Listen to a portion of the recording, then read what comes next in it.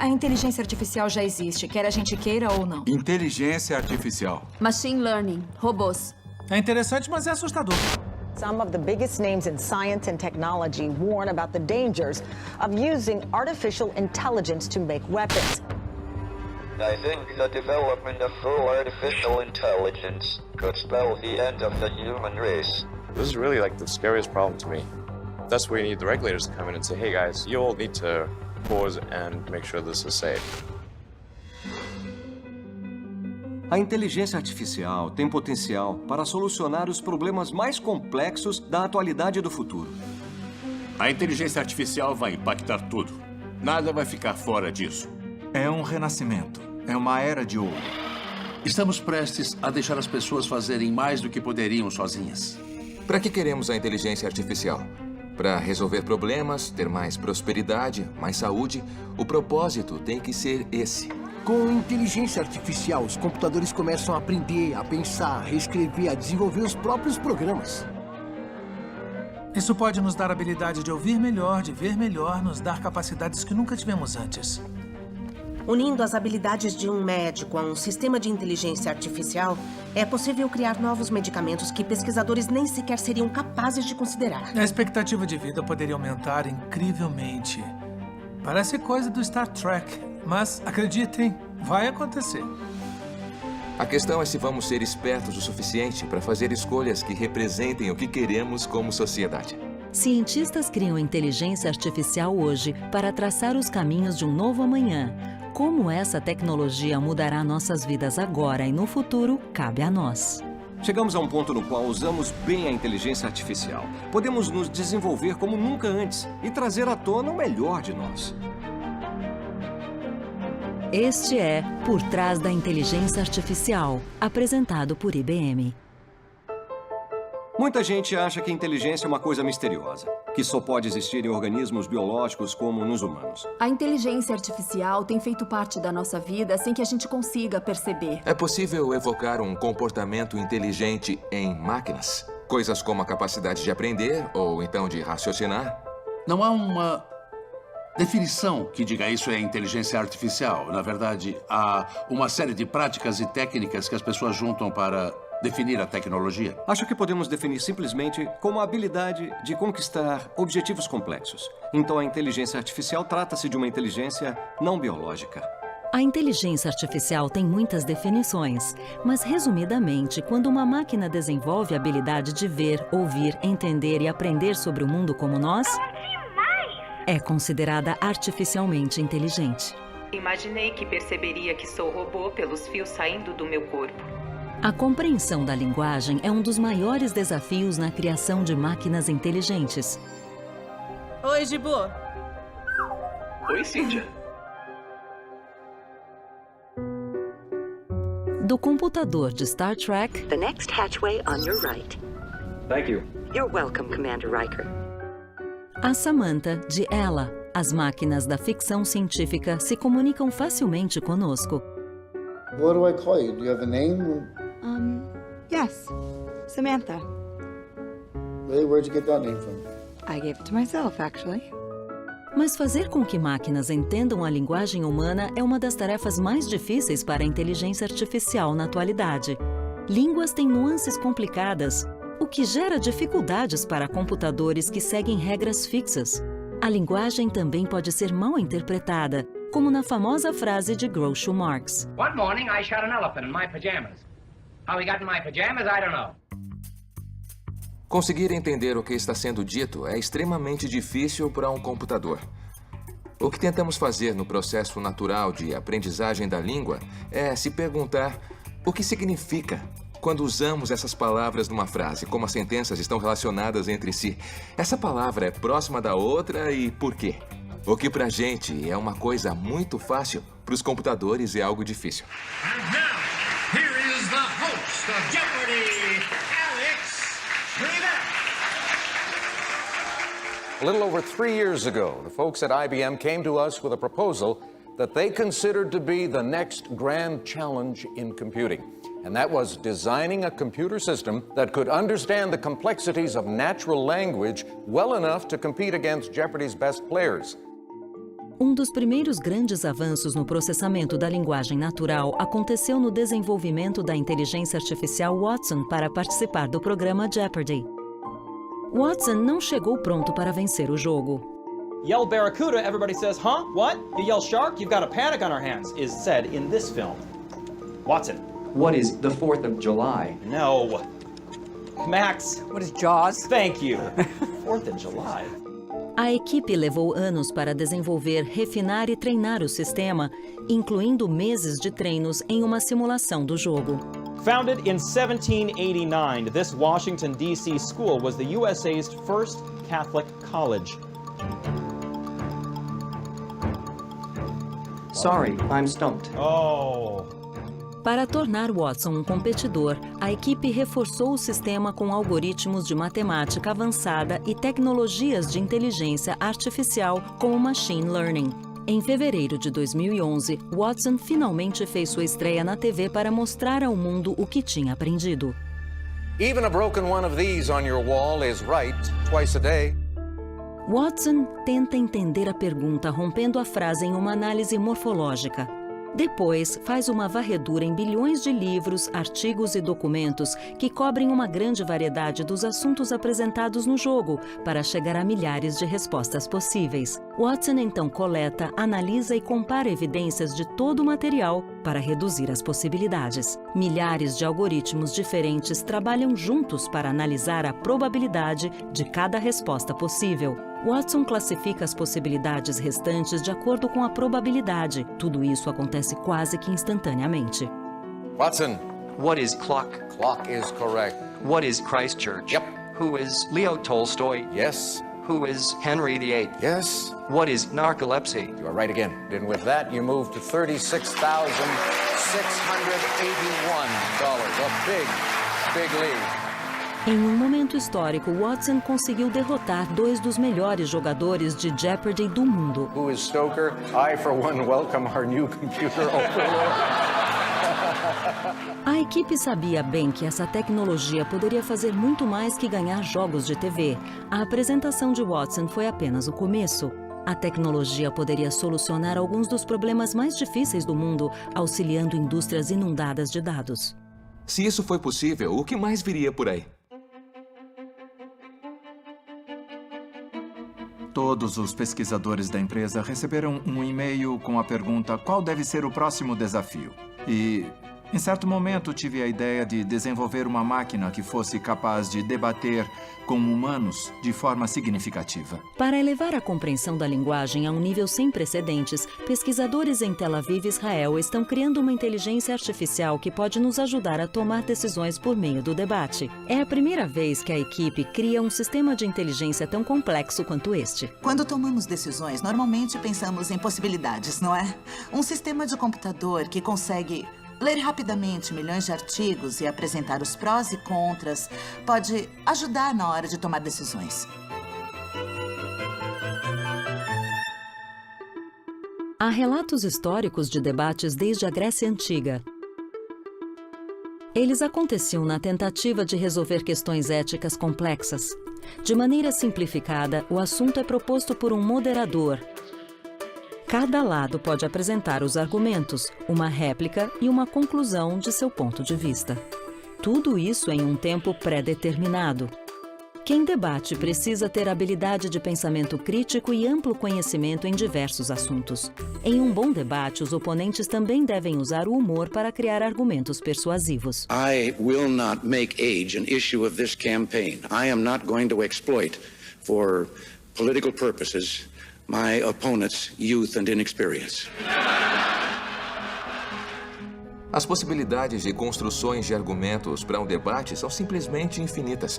Há diversas decisões que precisam ser tomadas para construir um argumento sucinto, que seja original e que seja capaz de refutar o que for apresentado pelo adversário. Ainda no fim, é preciso juntar todos os argumentos usados para montar uma conclusão. E quando pensamos em cada detalhe envolvido num debate, vemos a complexidade do que isso exigiria de um computador. O computador consegue ler centenas de milhões de artigos em segundos. mas precisa ser capaz de identificar exatamente as 1000 palavras ou 2000 palavras relevantes para debater com humanos. Para um computador é muito difícil entender a pergunta, e para um humano é justamente o oposto. Normalmente entendemos a pergunta rapidamente, mas não temos memória suficiente para conseguir pensar em todas as respostas relevantes. Nós humanos estamos tão acostumados a entender a linguagem que nem nos damos conta o quanto é difícil. Para nós é muito claro como se constrói um argumento, como conectamos uma coisa a outras. Quando tentamos ensinar um computador a entender a linguagem, temos que usar blocos de construção. Podemos ensinar um sistema computacional a entender a morfologia. Podemos ensinar a identificar conceitos. E assim, talvez, identificar similaridades entre conceitos e as similaridades entre sentenças. Mas é preciso ensinar ao sistema como unir as informações com a inteligência. Há 1 ano e meio, uma equipe da empresa tem sediado debates internos para testar o progresso do sistema. Os debates que mostraremos nunca foram exibidos na televisão. Tomara que gostem de escutar e de assistir a debates entre um sistema totalmente automatizado e humanos especialistas em debates. Divirtam-se.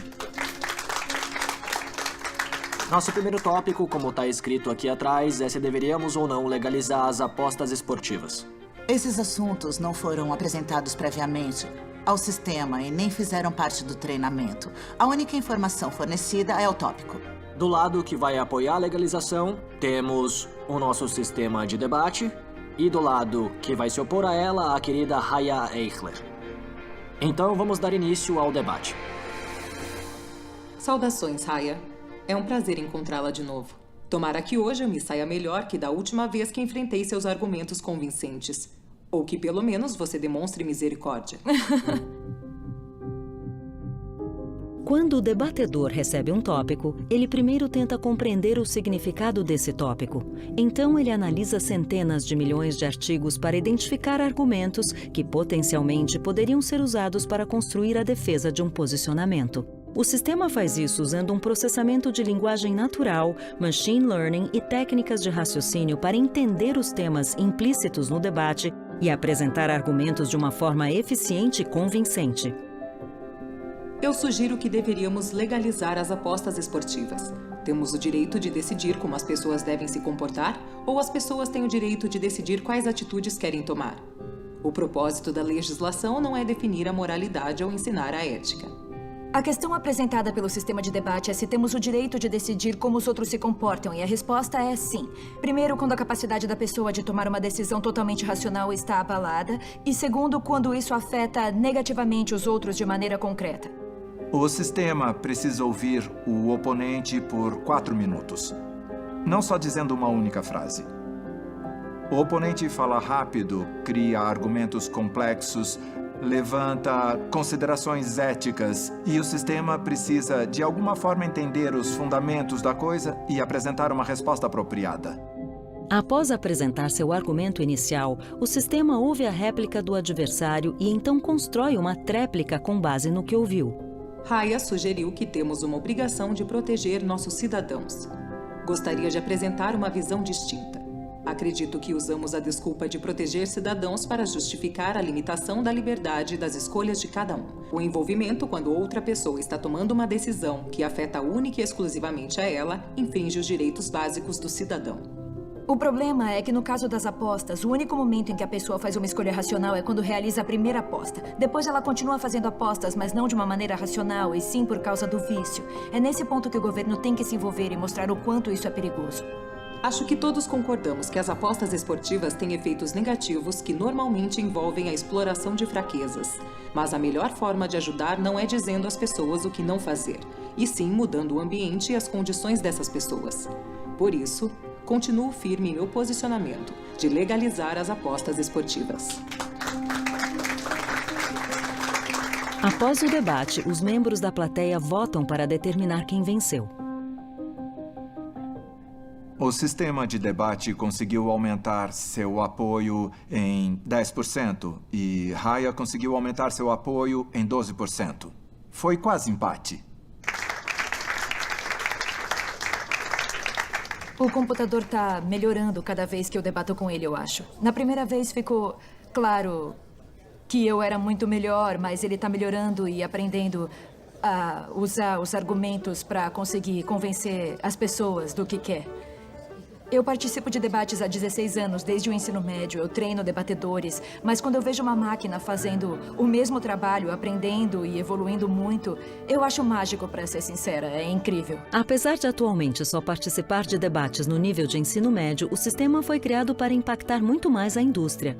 Estamos passando da busca para a pesquisa. Quando buscamos algo, recebemos documentos relevantes para o tópico da busca. Estamos tentando pesquisar um tópico no sentido de ir um pouco mais fundo na busca.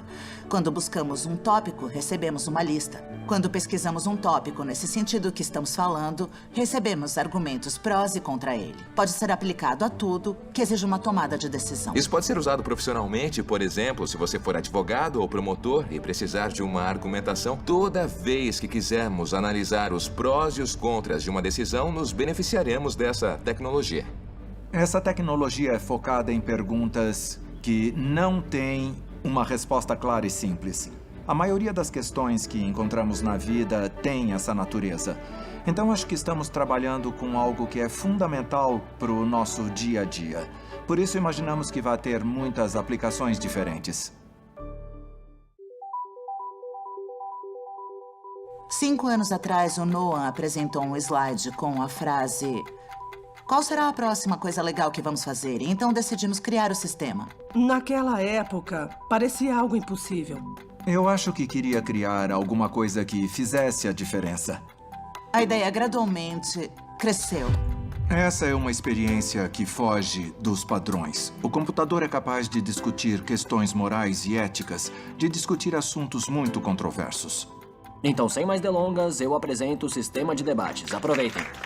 Saudações, Raya. É um prazer encontrá-la de novo. Tomara que hoje eu me saia melhor que da última vez que enfrentei seus argumentos convincentes. Eu sugiro que deveríamos legalizar as apostas esportivas. O propósito da legislação não é definir a moralidade ou ensinar a ética. Acho que a tecnologia tem tudo para continuar melhorando a vida.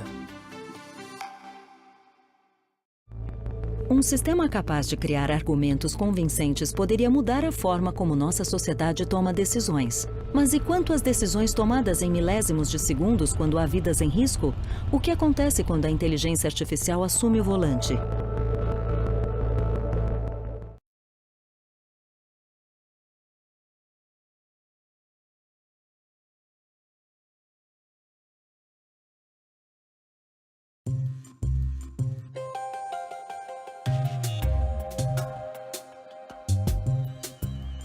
A inteligência artificial já pertenceu ao mundo da ficção científica, mas hoje está aqui, é real e parece estar em todos os lugares. A inteligência artificial está sendo usada para traduzir a complexa linguagem dos golfinhos. Um Robocop de verdade foi inserido na força policial de Dubai. E um robô entregador de pizza pode levar sua próxima refeição. Aqui está. Mas poucas inovações foram tão aguardadas quanto o carro que se dirige sozinho. FB2 to Tower. We're heading for Chicago. Please route us through. Roger, FB2. You're now under automatic control. Hands off steering. Mind if I smoke a cigar? Oh, not with this wonderful air conditioning.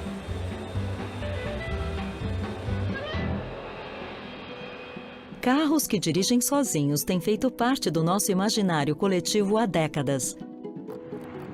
Do Pontiac de A Super Máquina ao Audi autônomo de Eu Robô. What do you think you're doing? I'm driving. By hand? Mas será que estamos próximos de tornar isso realidade? Uma das aplicações da inteligência artificial que todos conhecem bem é o carro que dirige sozinho. Quando acontecer, isso terá um grande impacto. Mas as pessoas precisam entender que ainda não é possível, apesar dos vídeos do Google testando veículos na estrada ou das histórias sobre o modelo autônomo da Tesla. O primeiro carro autônomo surgiu em 1987. Então, eles já existem há bastante tempo, mas ainda falta muita coisa para que eles possam ir para estradas comuns. Como chegamos nesse ponto é uma questão bem complexa. Acho que a primeira pergunta a se fazer é como esses carros autônomos vão operar em um mundo caótico no qual as pessoas dirigem. Isso ainda não aconteceu porque dirigir é difícil. Dirigir em condições perfeitas, nas quais nada estranho está acontecendo, é fácil de fazer. Mas lidar com condições complicadas, quando está escuro, quando está chovendo, é difícil para humanos e vai além das capacidades dos atuais sistemas de inteligência artificial. 35 mil pessoas morrem por ano em acidentes de carro nos Estados Unidos. O mais importante, na minha opinião, é tirar pessoas idiotas como eu do controle de algumas centenas de quilos de metal se movimentando em alta velocidade. A inteligência artificial funciona bem quando não tem problema se ela falhar. Os robôs limpadores vivem cometendo erros. Eles limpam a mesma área 3 vezes seguidas.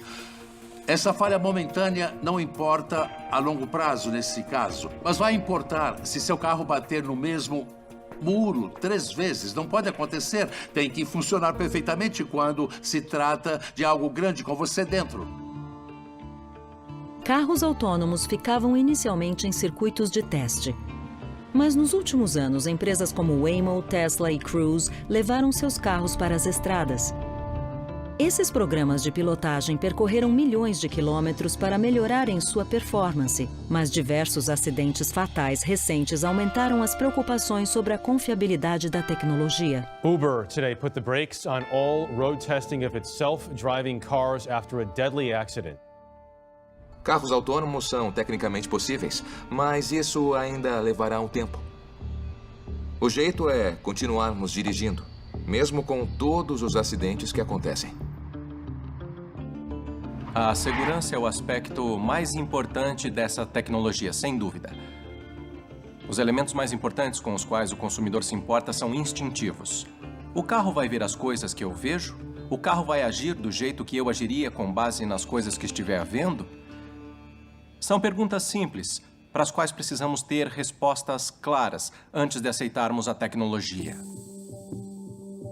A inteligência artificial usada num carro autônomo tem que ser capaz de enxergar. É o que chamamos de percepção.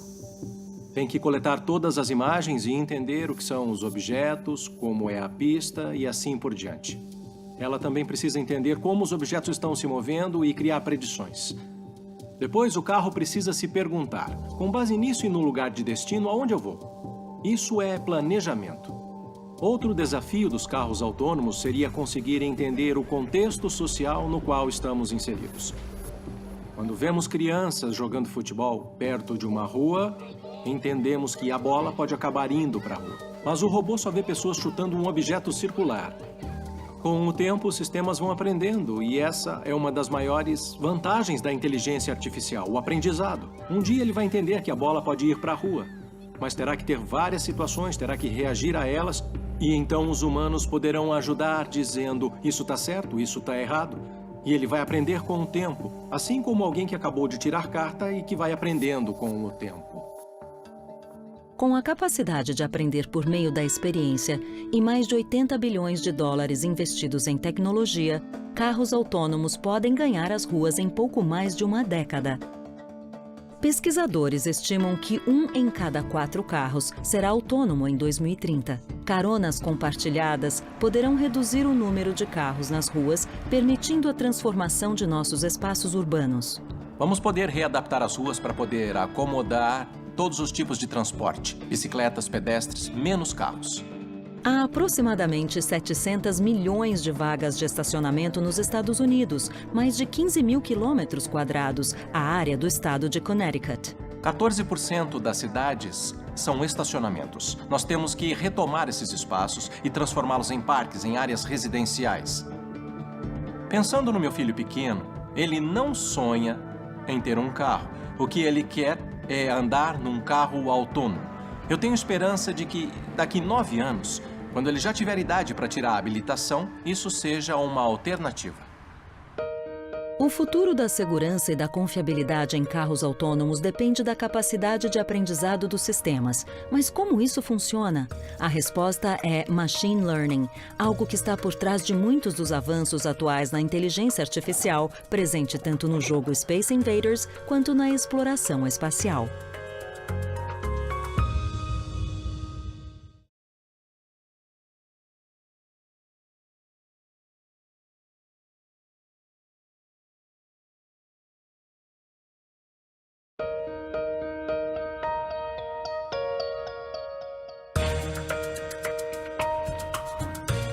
A base da inteligência humana é a capacidade de aprender.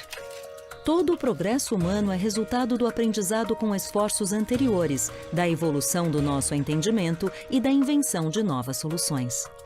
Cientistas da computação vêm tentando fazer com que máquinas aprendam como humanos há décadas. Tudo começou com um jogo de tabuleiro. That man isn't playing checkers against a computer, is he? Sure, and it plays pretty well. Who's that watching? He's Dr. A.L. Samuel, an MIT graduate now with IBM. O primeiro grande avanço público da inteligência artificial foi um sistema que aprendeu a jogar damas melhor que o homem que criou o programa. Isso aconteceu em 1957. Analisando os dados de milhares de partidas, o sistema aprendeu quais jogadas aumentariam a probabilidade de vitória. Samuel chamou esse processo de machine learning. Nesse processo, o computador analisa dados, encontra padrões nesses dados e usa esses padrões para descobrir qual o melhor caminho até o objetivo. Por mais revolucionário que fosse o trabalho, as ideias de Samuel eram limitadas pela capacidade de processamento da época. O pesquisador usava um computador que dispunha de apenas 256 bytes de espaço de armazenamento, o equivalente a um tweet hoje em dia. And now Deep Blue has begun with Rook E1. Correct. Rook F1 to E1. Rook F1 to E1. Ensinar computadores a jogar continuou sendo uma base de testes eficiente para o avanço da inteligência artificial. Em 1996, a capacidade de processamento avançou o suficiente para que Deep Blue vencesse o campeão Garry Kasparov no xadrez. And whoa! Deep Blue Kasparov has resigned.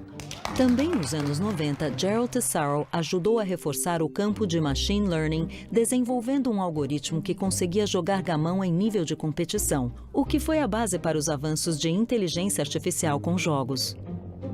Um salto considerável na capacidade de processamento, um aumento gigantesco de dados e avanços em algoritmos contribuíram para a revolução da inteligência artificial.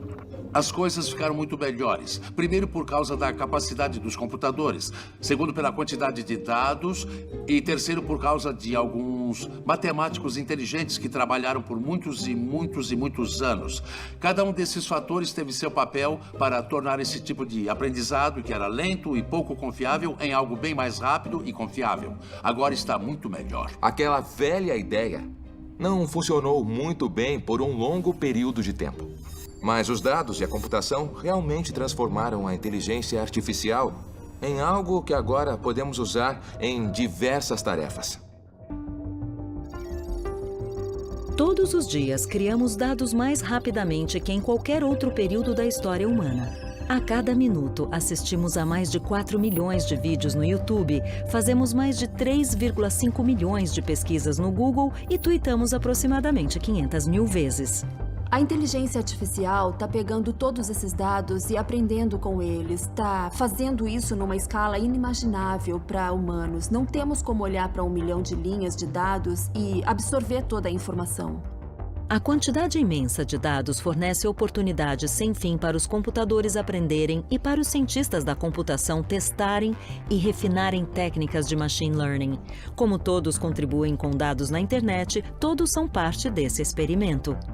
Estamos nadando num oceano de dados. Toda vez que olhamos para um smartphone, toda vez que clicamos num link num site, todos os sensores que estão ao nosso redor rastreiam informações sobre as nossas vidas. Hoje em dia, sistemas de inteligência artificial rastreiam o que fazemos e identificam nossas preferências, como o Spotify criando playlists personalizadas ou o Facebook escolhendo qual conteúdo mostrar na linha do tempo. Mas eles também estão programando sozinhos o pouso de foguetes da SpaceX e ajudando médicos a diagnosticar câncer com scanners radiológicos. Nos últimos anos, houve um progresso espetacular.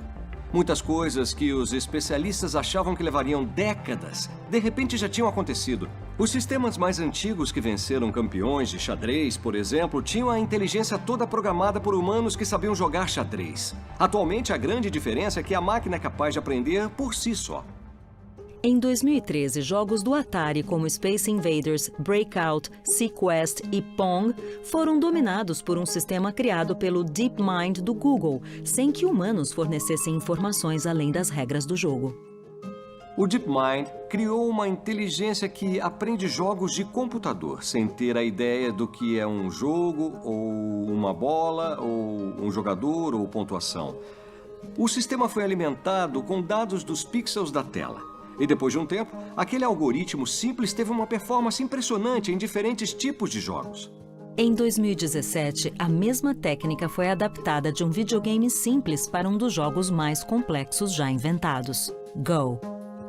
O Go, um antigo jogo de tabuleiro chinês, é tão complexo que há mais posições possíveis de peças que átomos no universo. Um sistema inteligente chamado AlphaGo Zero aprendeu a jogar Go jogando sozinho, sem receber exemplos de jogadas. As escolhas que ele fez para ganhar desafiou tudo que os humanos já haviam tentado. Apesar de normalmente as máquinas aprenderem por meio de uma grande base de dados, este programa aprendeu sozinho por meio do método humano de tentativa e erro, e nesse processo foi criando sua própria base de dados. O mais impressionante nesse caso em particular foi que o AlphaGo Zero era um sistema autodidata que não recebeu nada além das regras do jogo e, mesmo assim, conseguiu dominá-lo. No jogo, quando os profissionais viram algumas das jogadas, eles ficaram impressionados porque muitas pareciam inexplicáveis. Então, a inteligência artificial, e nesse caso específico, essa superinteligência artificial, está nos ensinando coisas que nunca aprenderíamos sozinhos. Avanços tecnológicos alimentados pelo machine learning já estão mudando todas as facetas das nossas vidas. Mas conforme as máquinas ficam mais inteligentes e capazes, surge a dúvida que não quer calar. Elas vão tirar o meu emprego?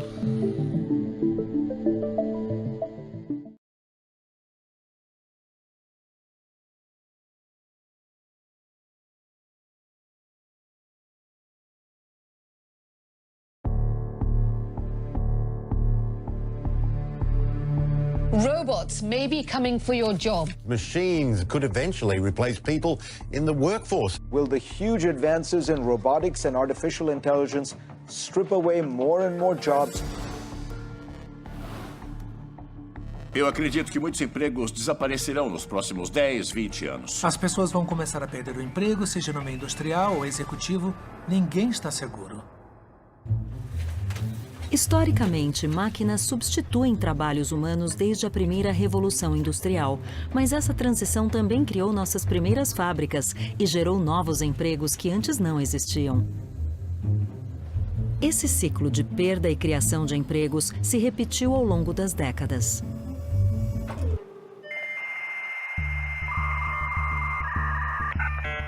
A internet e a era digital eliminaram funções como cartógrafo, datilógrafo, agente de viagens e telefonista. Ela também redefiniu a indústria da música e do entretenimento, impulsionou a economia global, as compras online e empregos que não existiam 20 anos atrás, como youtuber, gestor de mídias sociais e desenvolvedor de aplicativos. Nós vimos, geração após geração, a mudança nessa área.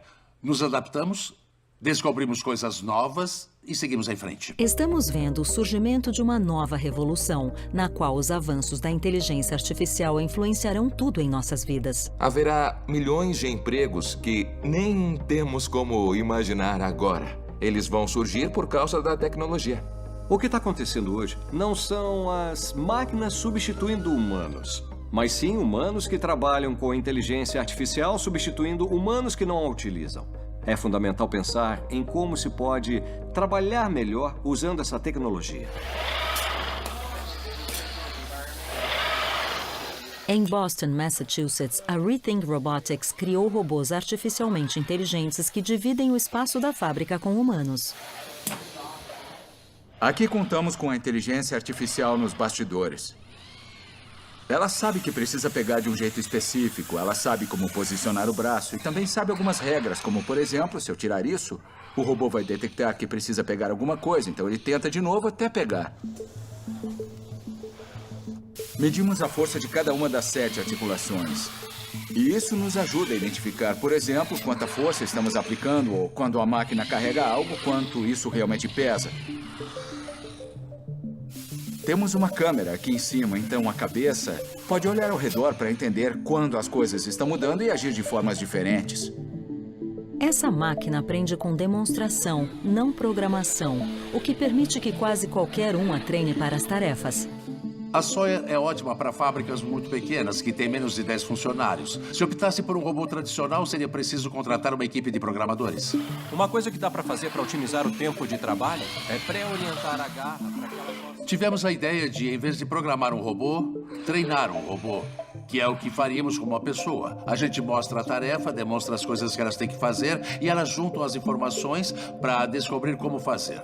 Percebemos nas pequenas fábricas que algumas pessoas com pouca base técnica aprenderam a usá-lo e se tornaram chefes de robótica. Aprenderam a treinar o robô. Sawyer está mudando o modo como pessoas trabalham com robôs em fábricas de todo o mundo. Mesmo uma pequena empresa de carimbos em Richmond, Virgínia, está modernizando a produção após 40 anos no mercado.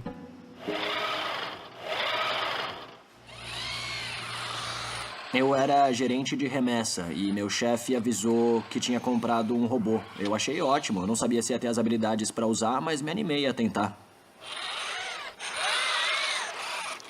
A primeira posição é essa, para pegar. E aí daqui a gente passa para a próxima posição. Para treinar essa máquina, a gente marca os pontos que quer e a inteligência artificial vai criar o restante dos movimentos entre esses pontos. Usamos a máquina para cortar madeira, porque é a tarefa mais perigosa na fábrica. E também preenche tinteiros, que faz a maior bagunça e leva muito tempo. A gente cortava umas 500 peças por dia, mas a máquina pode virar à noite fazendo isso. Aí quando chegamos pela manhã, ela já cortou 1000 peças.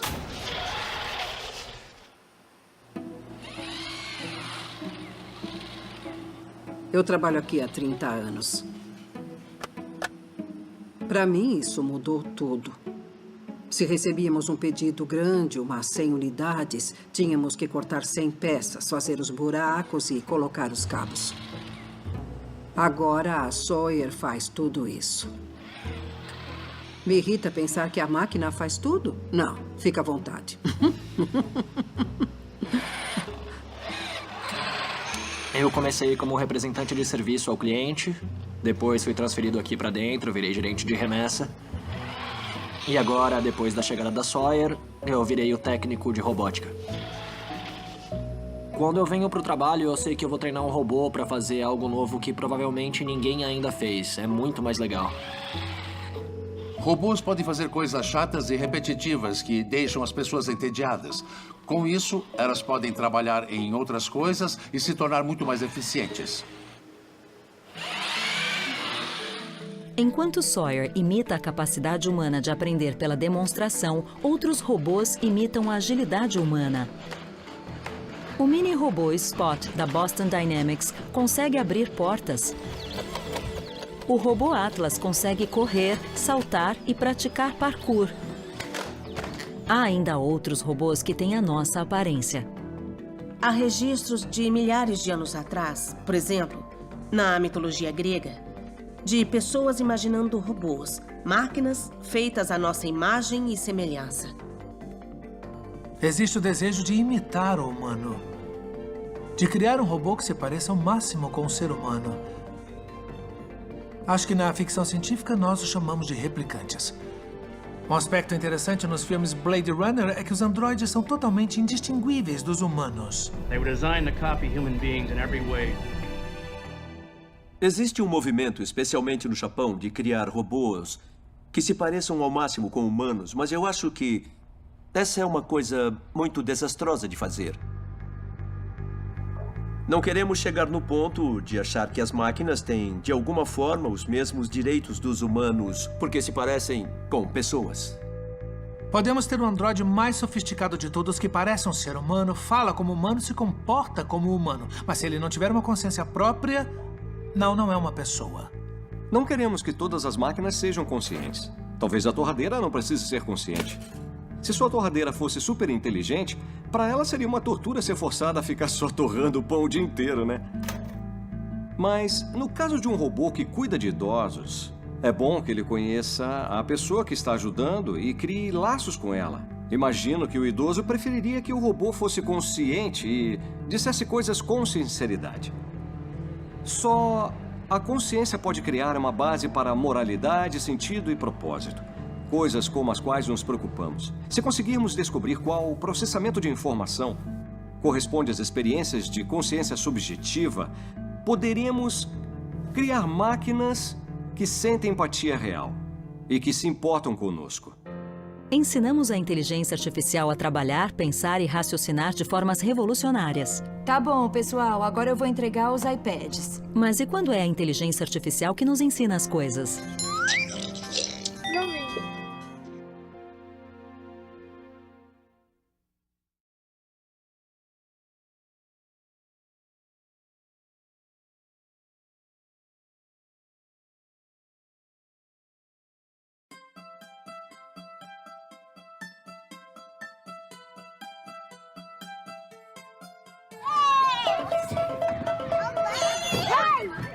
Todos aprendem de maneiras diferentes e qualquer ferramenta que pode ser usada para personalizar as coisas e ajudar na instrução, principalmente com crianças de idade pré-escolar, ajudará a criar a base do aprendizado da vida toda. Muitas das experiências das crianças são absolutamente novas para elas. Aprendemos mais nos 8 primeiros anos de vida que em qualquer outra fase da vida. Pesquisas mostraram que crianças que começam a escola em atraso continuam atrasadas e que todas as escolas têm diferenças drásticas, dependendo do estado onde ficam, do bairro onde ficam. O acesso ao aprendizado não deveria ser uma questão de endereço. Tudo bem? Tudo. Bom dia. Bom dia. Oi, bom dia. Eu tenho 23 alunos. Adoraria ser capaz de individualizar tudo. Toca aqui, rapaz. Você viu isso? Mas isso é muito difícil, porque eu tô sozinha, ainda mais no jardim da infância, que nem sempre se tem ajuda. Mas o aplicativo Sesame tem sido uma bênção. IBM, Watson e Sesame Workshop estão colaborando com uma pesquisa e um programa piloto de um novo aplicativo de ensino de vocabulário. É um tutor de vocabulário para a primeira infância com foco em alunos do jardim de infância. Crianças com melhor situação financeira ouvem 30 milhões de palavras a mais até os 4 anos do que as que são menos abastadas. Por causa disso, as mais pobres têm mais dificuldade de aprendizado. O desenvolvimento nessa fase é extremamente importante para que a vida da criança seja bem-sucedida. Acho que esse aplicativo pode diminuir essa diferença. Tá bom, pessoal. Agora eu vou entregar os iPads. Quando abrem o aplicativo, as crianças costumam começar pelo Word Chow. Yogi, feed me as many Word Chow snacks as you can before the song ends. Quando jogamos Word Chow, ele diz uma palavra. Aí, a gente clica na imagem que combina com a palavra para ele comer. Quando a gente erra, ele cospe a palavra. Try again. Com o Word Chow, Watson mantém um registro das respostas e do conhecimento da criança com relação a cada palavra. As palavras que aparecem na sequência terão relação com a evolução da criança ao longo das jogadas. As palavras variam de acordo com a criança. Pode até parecer um jogo infantil, mas além das aparências, a inteligência artificial está coletando dados e algoritmos estão registrando o nível de vocabulário da criança com base nas respostas. A máquina prevê e decide em quais palavras a criança precisa se focar mais, porque cada uma tem um jeito único de aprender. Splat the pie when I say half. Ready? Half. Esse aplicativo de vocabulário inclui jogos adaptativos e vídeos da Vila Sésamo que ensinam palavras novas e reforçam o aprendizado. Quando a criança completa as atividades específicas, a palavra aprendida é adicionada ao livro pessoal de palavras, um registro de que a criança já sabe seu significado. Eu tô orgulhosa porque meus alunos estão lendo pra caramba. Eles dominam muito mais do que se espera de uma criança de jardim de infância. Estão usando as palavras que aprenderam no piloto de 9 semanas. Octógono, escultura, medida, campeão. Camuflagem, conflito, idêntico, octógono, atleta. Aumentar. Isso, deixa tudo maior. Aí dá pra gente ver melhor. Tecido significa que as árvores perdem as folhas uma vez por ano. Uma pirueta é dar uma volta girando sobre o mesmo eixo. Vemos crianças pegarem as informações que aprenderam por meio das interações com o aplicativo de vocabulário e usarem em circunstâncias do mundo real espontaneamente. A inteligência artificial tá aqui quer a gente queira ou não. Já ouvi crianças dizerem, dá pra inventar um robô que faça as coisas pra gente. Eu pensei, legal que as crianças de 6 anos estejam pensando assim. A gente pode inventar um robô que ajude a fazer coisas como o dever de casa, se a gente não entender a pergunta. Jogos de inteligência artificial costumam ter como foco crianças pequenas durante os anos críticos de desenvolvimento cerebral. Mas será que a inteligência artificial pode ser usada além da primeira infância, por todo o período escolar até a fase adulta? Quando vamos passando de ano na escola e chegando à vida adulta, tudo vai se personalizando. E a inteligência artificial pode auxiliar bastante ao longo de todo o período escolar das pessoas. Também está sendo desenvolvido um tutor de inteligência artificial para ajudar alunos e professores universitários. Por meio de uma parceria, essa tecnologia tem sido desenvolvida e testada com cerca de 800 alunos em 12 universidades norte-americanas. Pesquisas já comprovaram que aulas particulares levam ao aprendizado. Tem um estudo que mostra que 97% dos alunos que recebem monitoria personalizada ficam entre os 20% melhores da sala. Apesar do valor da monitoria estudantil, essa abordagem é difícil de implementar a todos os alunos quando e onde eles precisam. Todos têm bases diferentes, desafios diferentes, mas a tecnologia vai personalizar a educação para cada aluno em particular. Vamos, tá na hora de levantar. Vocês têm que tomar café da manhã e o remédio. Vamos, queridos. Os meus pais não fizeram faculdade e eu queria poder dizer que fiz, que completei a minha formação. Jayce, tá na hora de acordar. Cadê o seu copo? Eu tô estudando biologia e psicologia este semestre. Mas quando a gente tem filhos e estuda, é muito diferente de ser só um universitário comum. Escova direitinho os de trás também. Eu tenho 3 meninos de 9, 6 e 2 anos. Cuidado com o pirulito. Prontinho. Além disso, trabalho 20 horas por semana e também faço faculdade em tempo integral. Vamos falar sobre tipos de educação parental. Quando termino, aí vou para casa e a primeira coisa que eu faço normalmente é me sentar à mesa de jantar e fazer os deveres de casa por 2 horas e meia, mais ou menos. Se eu não tomar um copão de café, eu paro de render. Eu usei o tutor Watson para aula de psicologia. E isso me ajudou muito, porque eu não tive que reler todo o material que tinha sido passado em aula diversas vezes para conseguir entender. O tutor Watson é um sistema virtual de monitoria que fala com os alunos. É como se fosse um colega de estudo. Os alunos disseram que parecia mesmo ter uma pessoa ajudando enquanto eles estudavam as matérias. Ele me faz uma pergunta e se eu acerto a resposta, tudo certo. Se não, o Watson volta e me faz uma pergunta diferente para me levar para a direção certa.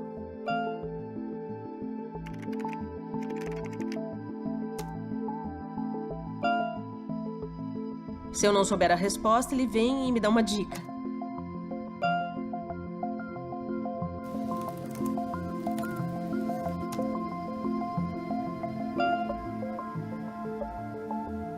Watson adapta todo o conteúdo com o qual foi treinado para cada aluno individualmente. Ele se programa a cada turno da conversa. Então, com base no que o aluno escreve, independente da resposta estar correta, totalmente errada ou então parcialmente correta, o sistema começa a guiar o aluno para levá-lo ao melhor aprendizado. Foi como se eu estivesse me comunicando com um professor. Para mim, parece uma pessoa de verdade. Essas são as regras que... Professores também podem acessar o sistema para conseguir avaliar o progresso dos alunos. Da perspectiva do professor, conseguimos ter acesso às perguntas dos alunos. Então, se eu perceber que muitos alunos não estão entendendo um conceito, eu posso ajustar minhas aulas para focar mais nesse conceito. Talvez tentar encontrar uma forma diferente de explicar a questão. O que é isso? Mirtilo. Antes de usar o programa, estudar levava muito mais tempo. Isso. Mas o sistema Watson me ajudou a entender as matérias com mais rapidez. Chinelo. É isso mesmo. Acertou. Toca aqui. Muito bom. É uma coisa que dá para levar com a gente ao longo da vida. É uma ajuda personalizada. E, no futuro, o tutor Watson poderia entender e ter empatia pelo aluno a ponto de ser capaz de perceber uma frustração e se adaptar ao estilo da conversa. Nós estamos no processo, nas primeiras fases de desenvolvimento dessa ferramenta de aprendizagem. O tutor Watson é um sistema de monitoria inteligente que pode interagir com os alunos, como se fosse um ser humano em uma aula de monitoria particular. Fazia todo sentido criar essa parceria para desenvolver um sistema de auxílio aos alunos. Antes de usar o programa, estudar levava muito mais tempo. Mas com a ajuda do Watson, eu tenho mais tempo livre. O sistema Watson pode ter conversas personalizadas com cada um dos alunos, como um monitor particular, e informar ao professor qual aluno precisa de informações adicionais. Parece que ele é um professor. O Watson me mantém atenta, faz perguntas, mas se eu não dou a resposta correta, ele explica de novo de jeitos diferentes. Ele me ajudou a entender onde os alunos tinham mais dificuldade, o que me fez apresentar informações de um jeito melhor. A inteligência artificial muda tudo. Pode adaptar a educação de forma personalizada para os alunos, para que eles aprendam no próprio ritmo. A inteligência artificial está mudando o aprendizado e ampliando nossas mentes. Mas e nossos corpos? Ela poderia aumentar nossos sentidos e ajudar cegos a ver?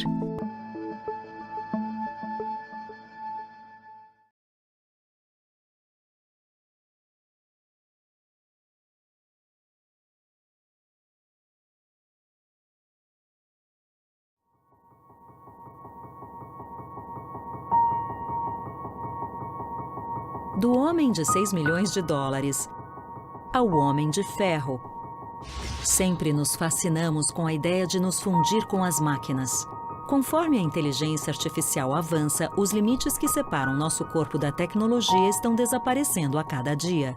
Com esse tipo de tecnologia, podemos passar a ter novas habilidades que nunca tivemos, com as quais a evolução não teria a menor chance de nos presentear.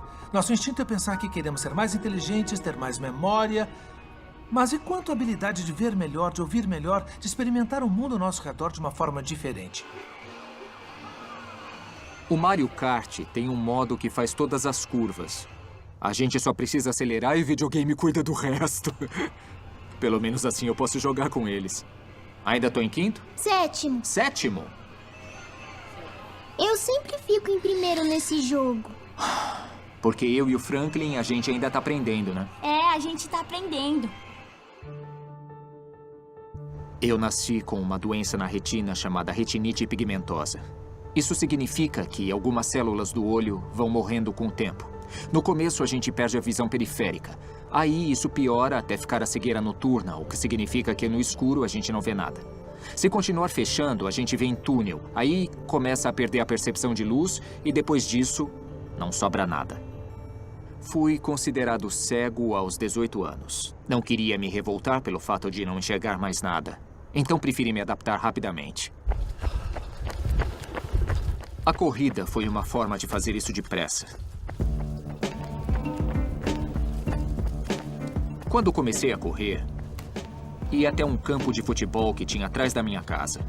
Pensava, é um campo, com certeza não vai ter ninguém correndo por perto. Eu posso aproveitar esse espaço para correr. Depois fui conhecendo as estradas da região. Funcionou bem, depois que eu tropecei em algumas coisas, como postes de luz, e memorizei todos os obstáculos. Aí, depois de alguns anos, comecei a treinar para correr maratonas. A corrida logo se tornou mais que apenas um hobby para Simon. Ele começou a competir em maratonas pelo mundo. Mas corredores cegos normalmente correm acompanhados de guias e Simon queria ser independente. Comecei a pensar em como poderia dar um jeito de participar das provas sem precisar da ajuda de um guia. Foi assim que conheci a WearWorks. Aqui é como se fosse a garagem do Vale do Silício, mas não estamos no Vale do Silício, estamos em Nova Jersey. Isso aqui acabou se transformando nisso. E funciona ainda. Na época, o Keith já tinha criado uma coisa como esta. Eu desenvolvi esse traje no qual podemos baixar um programa de Kung Fu. Com isso, quando a gente dá o soco, você consegue saber qual foi a velocidade com base em dados de aceleração captados por esse traje. Foi nosso primeiro contato com Haptics.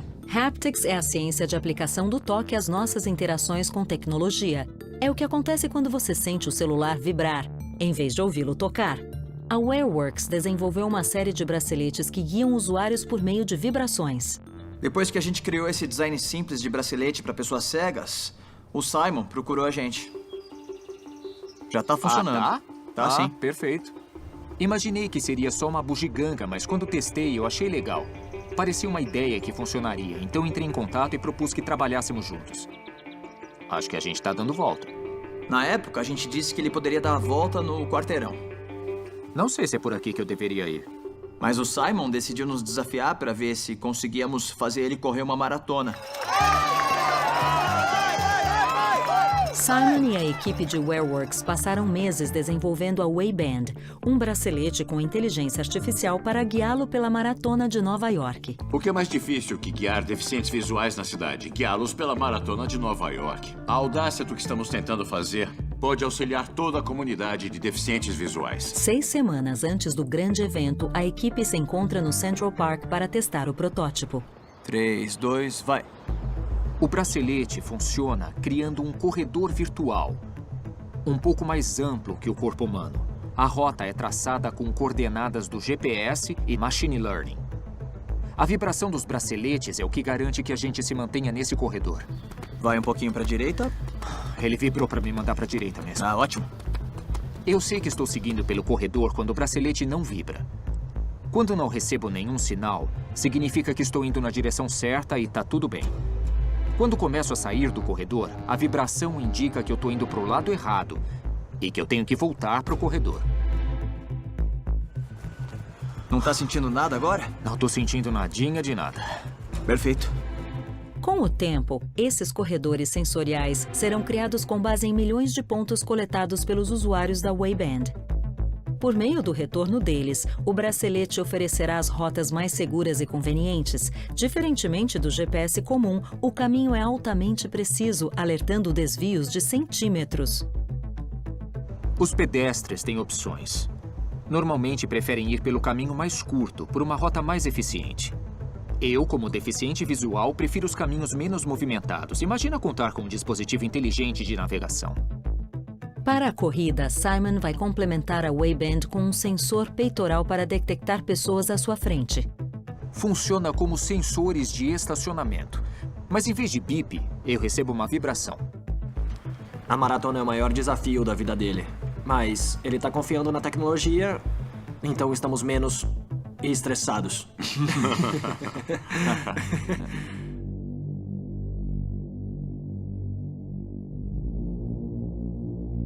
Atenção, corredores do primeiro pelotão. Vamos iniciar a corrida do pelotão em menos de 5 minutos. Essa é a primeira vez que tenho a oportunidade de competir sozinho numa maratona. É uma coisa que eu já quero fazer há muito tempo. Se esse dispositivo funcionar perfeitamente hoje, vai fazer uma diferença enorme no meu dia a dia, na movimentação pela cidade, pela casa e, claro, nas outras maratonas.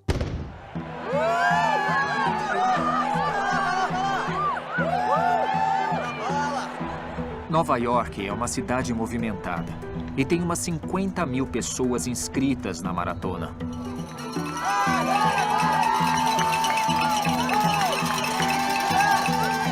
Tem algumas curvas, uma multidão dando apoio e fazendo barulho por todo o percurso. Então é complicado para um corredor cego.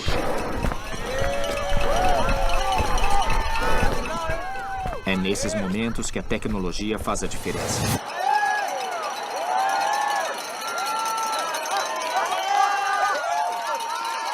Apesar dos testes animadores antes da prova, Simon conseguiu correr sem a ajuda dos guias por cerca de 21 dos 42 quilômetros. Aproximadamente no meio da prova, as coisas começaram a falhar. O Os edifícios e pontes de metal atrapalharam o GPS e os celulares de dezenas de milhares de corredores e espectadores interferiram no sinal da Wayband. Simon ainda enfrentou outro problema: o clima.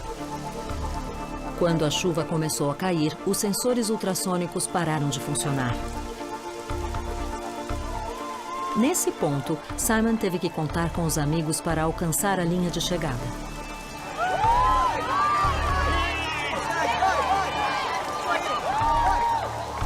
Mais devagar, Simon. Controla o passo. Isso. Vem um pouco mais pra cá.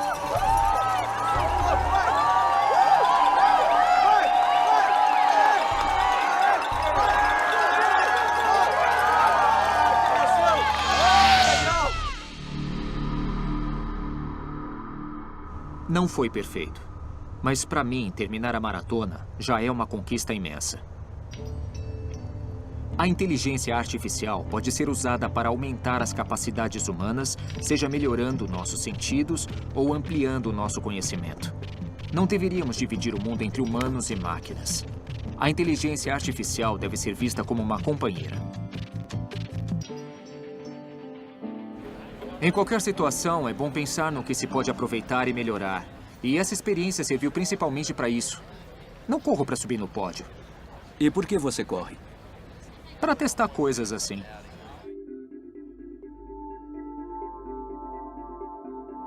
A minha maior motivação nessa maratona foi a ideia de tornar a tecnologia de locomoção mais acessível. Porque o único jeito de disponibilizar esse tipo de coisa é se gente como eu fizer o papel de chata e ficar insistindo para tornar acessível. O desenvolvimento da tecnologia requer um longo caminho. Os primeiros aviões inventados estavam muito longe de um Boeing 787. Com a inteligência artificial, não é diferente e cada passo para frente ou em falso ajuda no progresso. Essa é só uma amostra do que poderá se tornar possível daqui a alguns anos. Há uma infinidade de coisas que podem dar errado no corpo humano, mas com a ajuda das máquinas podemos começar a suavizar esses problemas. Estou fazendo mestrado na Universidade de Sheffield. Estou estudando Machine Learning. E acredito que minha motivação para entrar nessa área seja garantir que essa tecnologia de locomoção se torne acessível para pessoas como eu. No futuro, o que hoje entendemos como indivíduo vai se transformar em outra coisa. Deixaremos de ser só seres de carne e osso para virar meio cibernéticos. Talvez seja possível integrar partes biológicas com sintéticas e encontrar formas de nos reinventarmos. A tecnologia vai melhorar nossos corpos e mentes de formas nunca antes imaginadas. Ao mesmo tempo, vai nos ver, nos ouvir e nos analisar de maneira a desafiar nossas ideias de privacidade.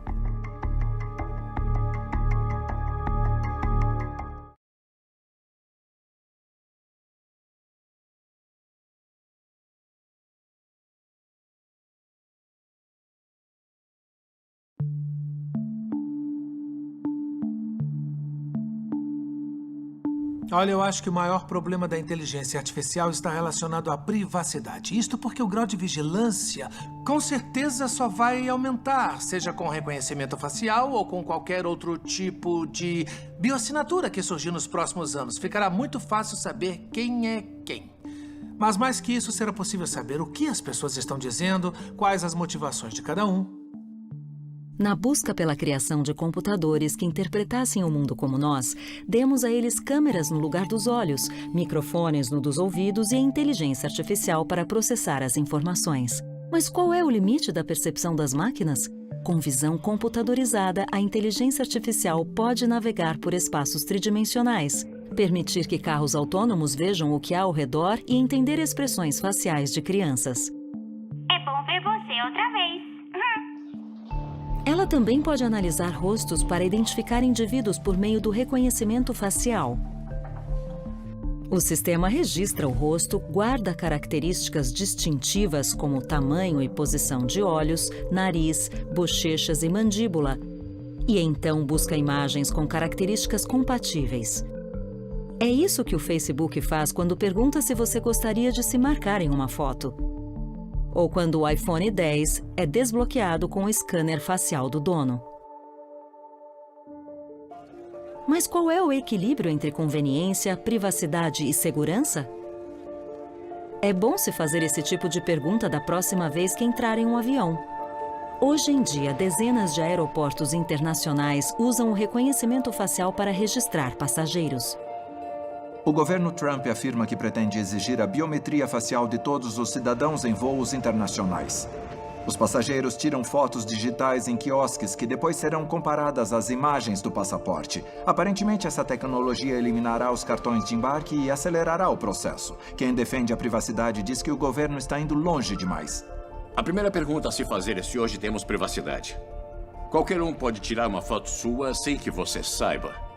Hoje, se alguém quiser de fato invadir nossa privacidade, essa pessoa consegue. A questão é se concordamos com o governo financiando o fim da privacidade ou com empresas financiando o fim da privacidade. Esse é o problema. Num esforço para deter criminosos e ataques terroristas, países de todo o mundo usam tecnologia de reconhecimento facial em locais muito movimentados, como eventos esportivos, shows e estações de trem. A China, de longe, é o país mais bem-sucedido na captura de suspeitos por meio dos sistemas de reconhecimento facial. De acordo com a polícia, essa tecnologia levou à prisão de 375 suspeitos, incluindo 39 fugitivos apenas na cidade de Guiyang.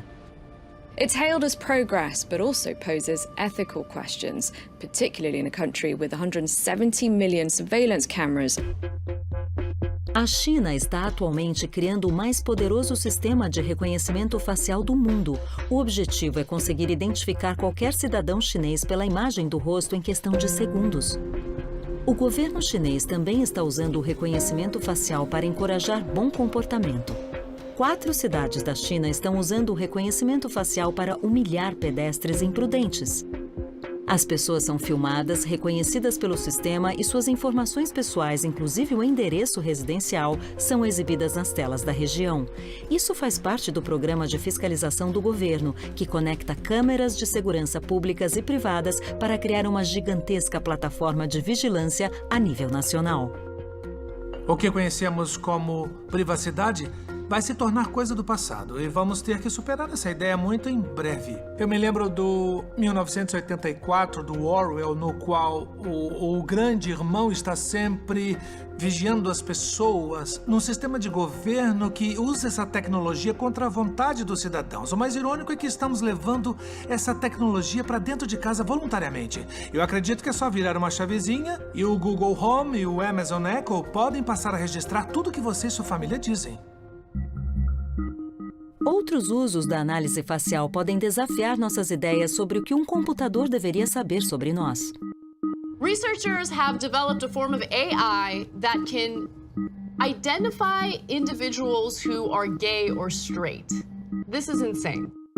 Em 2017, um grupo de pesquisadores da Universidade de Stanford afirmou ter desenvolvido um algoritmo que podia distinguir gays de heterossexuais com base em características e expressões faciais. O algoritmo analisava imagens de um site popular de encontros e era capaz de determinar a sexualidade de homens com uma precisão de 81% e de mulheres com uma precisão de 74%. Quanta informação nossos rostos revelam sobre nós e como essa informação pode ser usada? Por exemplo, a inteligência artificial poderia determinar se alguém é criminoso só pelo rosto, sem outras informações? Uma empresa diz que sim. Podemos analisar milhares de fotos em poucos segundos de qualquer fonte, como câmeras de segurança. Neste caso, todos esses homens foram destacados como ladrões. Dá para ver que a precisão é de 90%. O Faceception, criado em Tel Aviv, Israel, prevê traços de personalidade com base em imagens faciais, sem bases de dados, apenas pelo rosto. Vivemos olhando para as pessoas e julgando se são simpáticas ou não, sexy ou não sexy. Já as máquinas não ligam para a raça das pessoas, gênero e posição política, por exemplo. A nossa ideia é ensinar as máquinas a entender humanos como uma informação única e simples, a imagem do rosto. Faceception lê o rosto e determina a probabilidade de a pessoa ser um tipo específico de criminoso. As autoridades, então, interrogam os suspeitos destacados.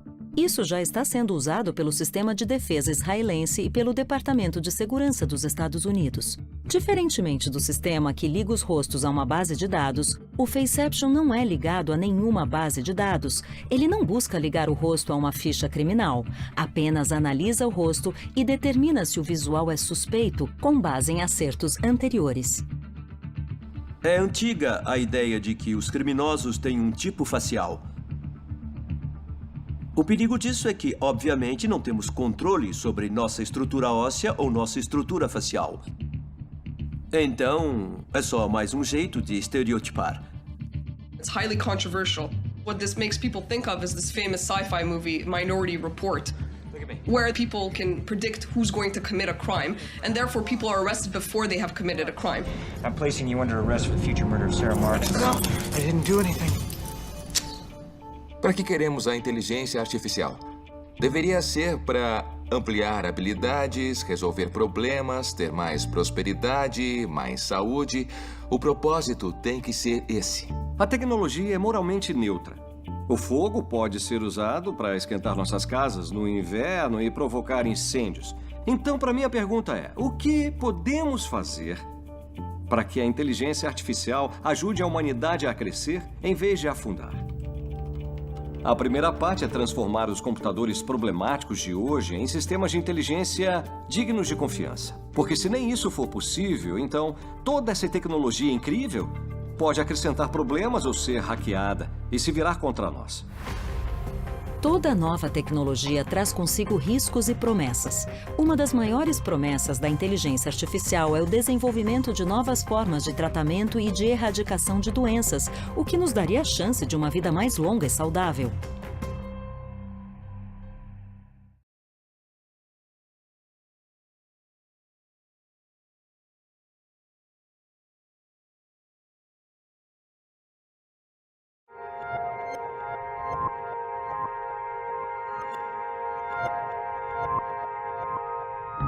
A estreia de Watson no Jeopardy representou um avanço na compreensão de linguagem pelos computadores. Essa tecnologia capaz de ganhar uma competição foi reaplicada de diferentes formas em diversas áreas da indústria, inclusive na área da saúde. Watson for Drug Discovery processa quantidades imensas de artigos médicos com outros dados para auxiliar na busca por avanços, como a descoberta de novos medicamentos para tratar as doenças mais complexas. Esse é meu livro preferido. Na verdade, de longe. Foi meu primeiro contato com coisas como o cyberespaço, cyberpunk, a singularidade da inteligência artificial. Sempre fui muito fã de ficção científica. Acho que posso até me arriscar a dizer que trabalho nessa área hoje porque sempre fui fascinado por tecnologia e por como ela afeta a sociedade. Isso é parte de quem eu sou. Começa assim: o céu sobre o porto era da cor de uma televisão ligada em um canal com chuviscos. Eu me lembro de ler e ficar chocado. Uau! Chuviscos com canal 1 em ligada à televisão, uma de cor da era Porto O sobre céu O. Isso faz parte do meu tratamento. Apoie as mãos às coxas e diga os meses do ano de trás para frente. É dezembro, novembro, outubro, setembro. A cada 3 meses, a Connie faz exames para ver como o Parkinson está progredindo. Coloque as 2 mãos para frente e vire as mãos desse jeito. Muitos são diagnosticados por volta dos 70 anos. Eu fui com 50 e poucos. Isso foi bom. E o outro lado?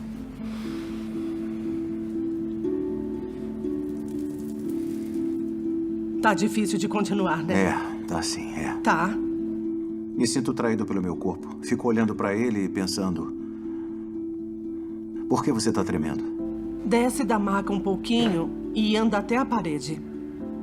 O mal de Parkinson é predominantemente um distúrbio de movimento causado pela degeneração de um grupo muito específico de células dentro do cérebro. Essa degeneração acaba provocando movimentos descontrolados. Agora, com a mão direita, faça esse movimento com os dedos.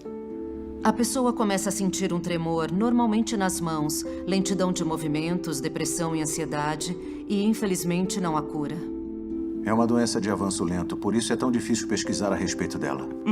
Temos que acompanhar os pacientes com testes clínicos simples para ver se, por acaso, o tratamento tem algum impacto no quadro geral. Infelizmente, o único tratamento que temos e que damos aos pacientes é o mesmo dos anos 60. É mais velho que o Jonathan. É difícil, mas ou a gente aceita passivamente ou tenta reagir.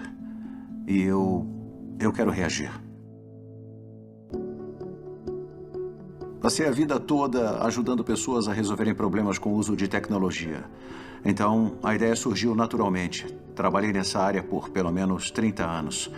Tenho um problema como conserto. Se não dá para consertar com pessoas, talvez dê para consertar com tecnologia. Eu fui conversar com a Connie e os colegas dela e disse que tinha ouvido falar do Watson. O Jonathan disse... Tem essa coisa. É uma máquina. Devem ter ouvido falar dela. Se chama Watson. Queria saber se tem alguma forma de usá-la na pesquisa do mal de Parkinson. Vocês têm alguma ideia? Pessoalmente, eu não tinha nenhum conhecimento sobre a inteligência artificial. Acho que foi por isso que fiquei tão desorientada quando Jonathan me mostrou aquilo. Eu vi ali a possibilidade de acelerar a pesquisa. A capacidade de fazer conexões e ler uma grande quantidade de materiais em alta velocidade. Eu tomo um medicamento tão velho quanto eu. Então imaginei que o Watson poderia ajudar ou complementar o trabalho que os pesquisadores estavam fazendo.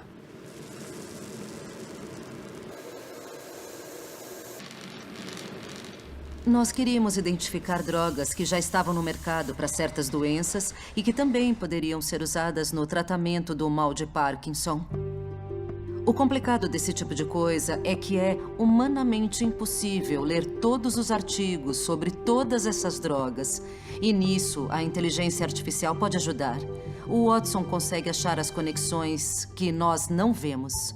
Revistas de medicina publicam cerca de 500 mil de artigos por ano. Nenhum médico ou pesquisador poderia ler todo o material gerado. Mas Watson for Drug Discovery pode ajudar pesquisadores a encontrar rapidamente novas conexões em meio a um grande volume de dados médicos e farmacêuticos para ajudar a responder questões como: existe alguma droga que possa ser usada em um novo tratamento do mal de Parkinson? Após analisar 28 milhões de relatórios médicos em menos de 15 minutos, Watson encontrou 3.848 medicamentos que podem ser úteis no tratamento da doença. Nesse caso, ele gerou uma lista grande. Agora, nós temos que começar a decidir como vamos priorizar as drogas da lista. Muitas das drogas que apareceram na lista já vinham de certa classe de medicamento da qual tínhamos interesse para o tratamento de Parkinson, mas também apareceram outras drogas ali que nunca teríamos imaginado. E essa é a parte legal. Pegar novas ideias. Ideias nas quais as pessoas ainda não pensaram e testar. Olhamos para algumas e dissemos como não pensamos nisso para tratar o mal de Parkinson.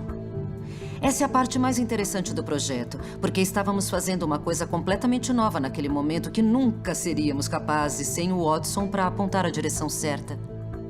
O Watson for Drug Discovery faz coisas que humanos não são capazes de fazer e não faz outras coisas que os humanos fazem. Quando surgiram as novas drogas para a gente testar, eu me encontrei com Jonathan e contei para ele o que estávamos fazendo e o quanto era animador. Ele adorou.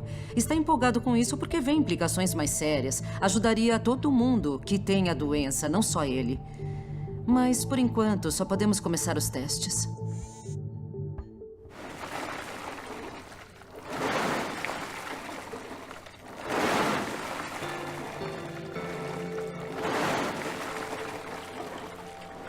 Na atual conjuntura, não acho que a cura do mal de Parkinson será descoberta durante a minha vida. Mas não significa que não vou continuar tentando. Uma hora algo vai aparecer, só precisamos ser persistentes. A minha avó teve isso, minha mãe teve isso, eu tenho. Eu quero que pare aqui.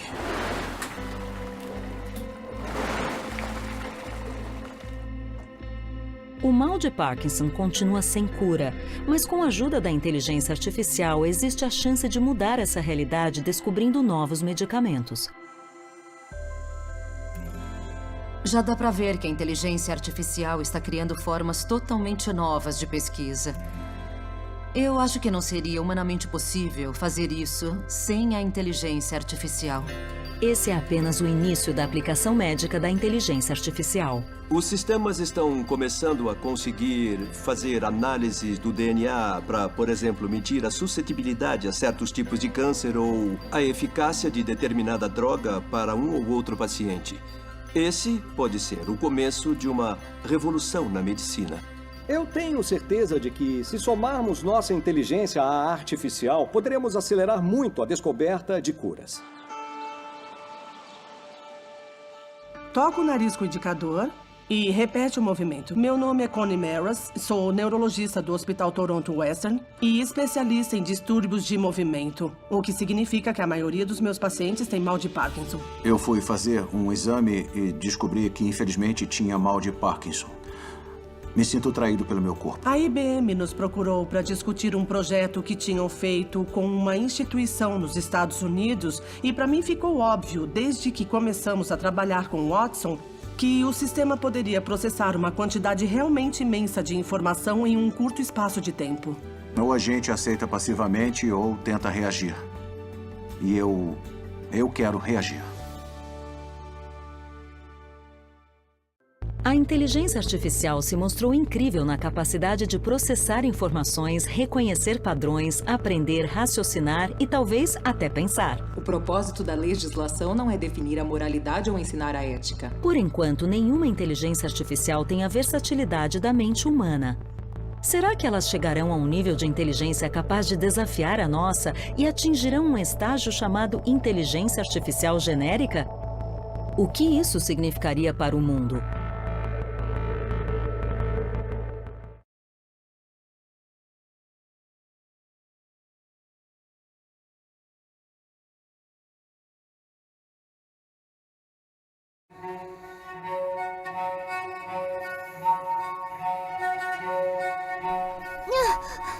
Duvido você subir! Os humanos têm uma inteligência genérica. Podemos fazer muitas coisas em muitos contextos diferentes. Nenhum computador de hoje é remotamente capaz de algo parecido. Eles são extremamente limitados em termos de ação. Ou jogam xadrez, ou jogam Go. Deep Blue has responded instantly with Bishop F1 to D3. Mas esse é o grande objetivo, criar o que nós chamamos de inteligência artificial genérica. Isso seria uma coisa profunda, porque lidaríamos com uma única entidade, uma mente, por assim dizer, que poderia de fato se tornar super adaptável. A inteligência artificial genérica é o que muita gente chama de singularidade. Quando as máquinas se tornam espertas como os humanos ou ainda mais. Muita gente teme a ideia da singularidade porque a inteligência vai ficar tão avançada que vai nos superar e sair do nosso controle. Oi, muito prazer. A singularidade é um evento após o qual não se pode prever mais nada. É um nome que marca uma explosão de inteligência num período em que as máquinas, além de serem um pouco mais espertas que nós, serão bem mais capazes. O que é uma explosão de inteligência? Na física, uma explosão é qualquer fenômeno no qual algo duplica de tamanho repetidamente, sempre sem parar. Então, algo pequeno se torna muito grande. Quando é a energia que é liberada e duplicada, chamamos de explosão de uma bomba. Quando é a população que aumenta desse jeito, é uma explosão populacional. Se acontecer o mesmo com a inteligência artificial, será uma explosão de inteligência. This is a data cell from the data cell drive. Se cada interação com um computador conseguir criar algo que é, de certa forma, melhor que o anterior, ele vai crescendo, crescendo e crescendo. Se esse computador é melhor que nós em tudo, incluindo na programação, rapidamente descobrirá formas de tornar o próprio software muito melhor. E aí continuará repetindo isso. O que pode deixá-lo não só um pouco melhor que nós, mas com certeza muito melhor que nós. Eu sempre achei que a superinteligência artificial não seria criada por um humano ou uma equipe de humanos. Não me surpreenderia se logo tivéssemos máquinas ensinando outras máquinas a fazerem suas funções de uma maneira que não seríamos capazes. O ponto de virada na história humana seria a criação de uma inteligência artificial a nível humano. Seria comparável à chegada de uma civilização alienígena superior à Terra. Mas as máquinas não são alienígenas. São coisas que nós criamos. E temos que garantir que não se tornem uma espécie alienígena com objetivos próprios e diferentes dos nossos. No filme Ex Machina, vemos robôs que foram claramente criados de tal forma que os desenvolvedores não tinham controle sobre os objetivos. Os filmes de Hollywood criam as preocupações erradas. Não deveríamos nos preocupar com a malícia, mas com a competência. E objetivos diferentes. Então, se quero construir uma usina hidrelétrica para produzir energia e tem um formigueiro no caminho, problema das formigas. Não significa que sou um cara ruim que matou formigas porque quis. Só significa que meus objetivos não estavam alinhados com os da formiga. Não devemos nunca pôr os humanos na situação dessas formigas. Quando lidamos com algo mais inteligente que os humanos, não dá para imaginar tudo que esse ser inteligente pode fazer, nem se vamos gostar. No filme Wall-E, todo mundo fica sentado em umas poltronas flutuantes, bebendo em copos gigantescos. Também não é o futuro que a gente quer. Eu imagino que as máquinas vão ser usadas para outras coisas e não ficar servindo tudo assim de bandeja para a gente. Não precisamos necessariamente temer a presença de seres mais inteligentes porque já vivemos isso quando crianças. Nossos pais eram mais inteligentes que nós, mas deu tudo certo porque os objetivos deles estavam alinhados com os nossos. Se a gente chegar mesmo, como sociedade, a criar máquinas mais inteligentes, temos que garantir que elas entendam nossos objetivos e os adotem sem gerar conflito. Aqui está o seu. O ser humano vive buscando aprimorar essas tecnologias. Coloca as mãos para frente. Fazemos isso para nos entender, fazemos isso porque acreditamos que criaremos uma sociedade melhor e acho que fazemos porque acreditamos que nos tornaremos as pessoas que quisemos ser. O que me anima na inteligência artificial é a oportunidade de um futuro melhor. Eu acho que se planejarmos e trabalharmos duro, podemos usar essa tecnologia mais poderosa para criar o futuro inspirador com o qual nossos ancestrais sonhavam. Obrigada pela atenção. A inteligência artificial é uma ferramenta. Será que posso ser mais bem-sucedido profissionalmente? Ou ser um artista melhor? Um médico melhor? Como cientista, ela pode acelerar alguma descoberta? Essas são boas perguntas e deveríamos usar a inteligência artificial para auxiliar nisso. Acho que da perspectiva social, vamos ver uma evolução que não é nem utópica nem distópica. Quando me refiro a isso, penso na utopia da tecnologia fazendo tudo por nós e na distopia das máquinas como líderes cruéis que acabarão com a humanidade. Eu sempre digo que é uma escolha e que não deveríamos cair no determinismo tecnológico. A tecnologia é só uma ferramenta para atingir objetivos. Nós que decidimos como queremos usar a tecnologia para resolver os problemas para nós. Versão brasileira Vox Mundi.